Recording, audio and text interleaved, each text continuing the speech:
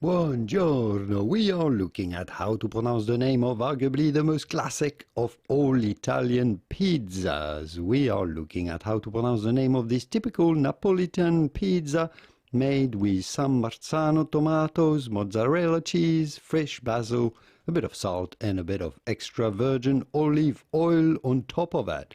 This is of course a pizza that is famous for bearing the three colors of the Italian flag. How do you go about pronouncing it with a typical Italian pronunciation? Pizza Margherita. Pizza Margherita. But it'd be fine in English or American to say Pizza Margherita. Pizza Margherita. Or in Italian again, Pizza Margherita. Here are many more videos on how to pronounce precisely, correctly, all of the names of the classic Italian pizza names.